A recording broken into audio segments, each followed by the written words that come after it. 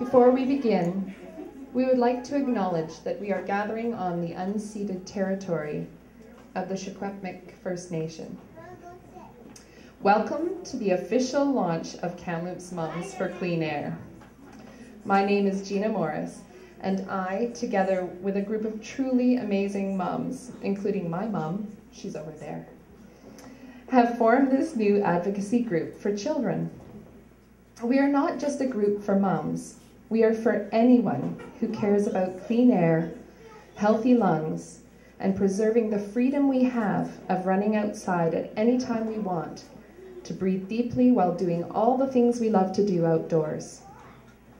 We are also for anyone who recognizes that for the children of Kamloops to enjoy the same quality of life we ourselves have enjoyed, we need to be active in taking care of the air they will breathe.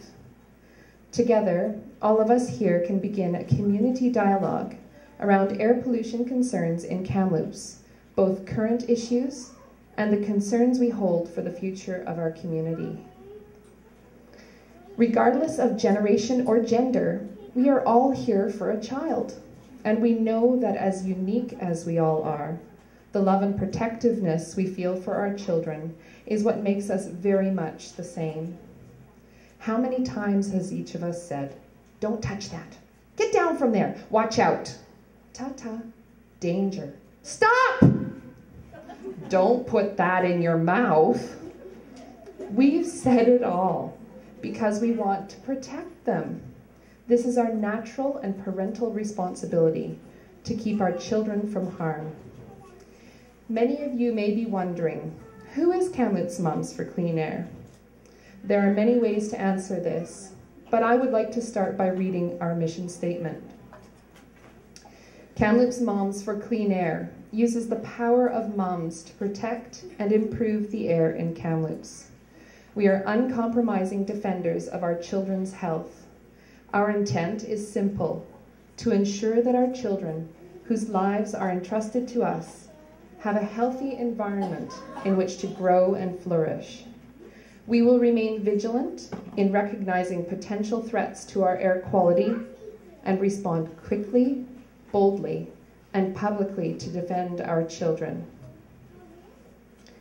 Inspirations and motivations for forming groups come in many ways. And if you asked our founding members, why Kamloops Moms for Clean Air? Each of us would tell you a bit of a different story. Air quality issues that are often a topic of discussion around Kamloops are pulp mill emissions and temperature inversions which trap air pollution over our valley. In recent months, the pulp mill has had many of us talking, as the noticeably stronger fumes and the reactions we feel to the fumes have us wondering, how is this good for my children? Kamloops Moms for Clean Air is committed to understanding the changes to the pulp mill, which have led to these kinds of concerns, and we are becoming more and more aware of current diesel usage in our valley. Of course, we cannot deny, and we will not deny, that our formation has been influenced by the concerns we share on how an open-pit copper and gold mine will affect our air and our children's health. Air carries dust, and we all know about dust in Kamloops. But it is what size fraction of dust and what will be in the dust from a mine that has us concerned. Children play outdoors, they dig in the dirt, their hands rub eyes, scratch noses, or pick noses, and are often in their mouths. The concerns about mining outputs on our children's play space do not end there. But more on that in a few moments. So why does Kamloops Moms for Clean Air exist? Well, moms have the power to affect change. Great examples of mom-driven change that have inspired us include a Canada-wide ban of BPA from babies' products and the rerouting of a mega highway which would have run adjacent to 21 elementary schools in the United States. When moms engage in community for the sake of their children's well-being, they do not have a separate agenda. Children's health is the agenda. Of course, when we speak of inspiration, our number one motivator is our kids. Any boys and girls who have a pinwheel, would you please hold them up? And if you don't have a pinwheel, hold your hand up. Hold them up high. Hold your hands up high. Wow, look at all of you. I just want to say a big thank you to you for coming tonight. This is a tough time of the day. We sometimes call it the wingding at our house. But thank goodness we got some snacks to keep you going. So ladies and gentlemen, please look around. These are the people we came here for today. People with their whole lives ahead of them. Boys and girls, do you see these pinwheels? Hey, come on here. Hold that up high. You need good, strong lungs to make a pinwheel go, don't you? Yeah. And if you want them to spin in the wind, you need to run and run and run, right? Yeah? These ones have a little, we're still working on making these pinwheels go, but they're a nice decoration, these ones are. Yeah. So that is why Kamloops Moms for Clean Air has chosen the pinwheel as a symbol. We are for clean air for our children and for us all. Thank you, boys and girls. You can put your hands down so your arms don't get too tired. There we go. Parents, if you would like to, you can put your child's pinwheel in a window to show how clean air is important to you. Anyone who misses making a pinwheel today, there are also these coloring sheets that would look nice in a window too. Did some people get these coloring sheets? They're nice to go in a window too. So where am I? Oh. And now, let's talk about the elephant in the room.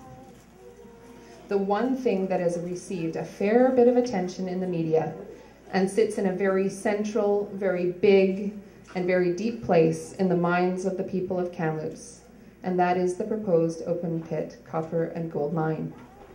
Kamloops Moms for Clean Air maintains that mining is an important industry which brings us valuable commodities, but the proximity of this mine has us concerned. No doubt, great plans are being made, and we know the government has both provincial and federal bodies studying the plans. But the concern we have still remains. It is too close. It is too close to our children. We know that sound opinions cannot be formed without sound information. Therefore, we are doing our homework in preparation. We are doing research to find scientific articles. We are consulting health organizations and government publications. Our website will be a wealth of information and resources. Our plan is to be at the ready, informed, and knowledgeable. Though we are waiting, just like the rest of our community, amidst many unknowns, we do know one thing. 1/3 of the doctors who participated in the doctor-led survey last fall said that they would very likely leave Kamloops as a result of this mine. Losing this many doctors in Kamloops would be a crisis for our children. How many of you have already stood for hours outside walk-in clinics with sick kids, or walked into an emergency at our hospital because you couldn't otherwise get access to a doctor? You may ask, won't the government and the environmental assessment process protect us? The answer is it wants to, but it is naive to think it can do so easily without your help. Recently, the Federal Environment Commissioner said in a report to Parliament that the federal government is failing to protect Canadians' health and environment from the pollution risks associated with the resource industry boom across the country. Our city councillors, our mayor, our provincial ministers, MLAs, and our federal MP need to know that our health and our children's health matter when decisions about industry are being made. Kevin Kruger, our former Minister of Mines, who knows how industries are granted permits to operate or not, says that all projects require social license. Regardless of the type of industrial proposal, whether it be an upgrade to a pulp mill, a plan for a creosote railway tie burner, or a proposed mine.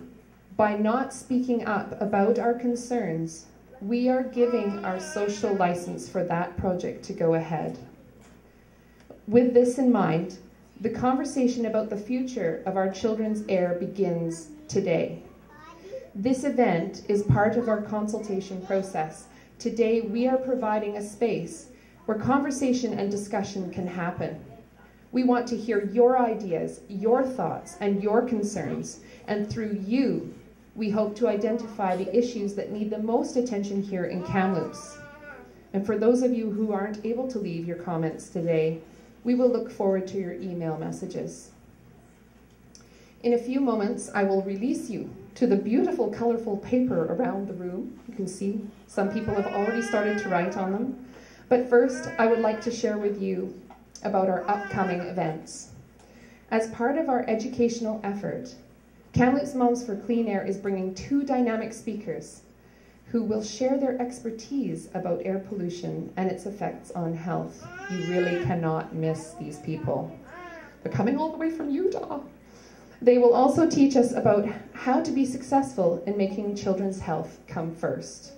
Please come at 2 p.m. on Sunday, March 10th, to the Parkside Lounge at Interior Savings Center to hear Dr. Brian Minch, President of Utah Physicians for Healthy Environment, and Cherise Udell, President and founder of Utah Moms for Clean Air. Also on Tuesday, March 12th, come bring your lunch to the Hal Rogers Center at McGowan Park and have a visit with Cherise Udell. She will share her important message about community engagement, where the power of moms has made a positive difference in the lives of children and people in her community.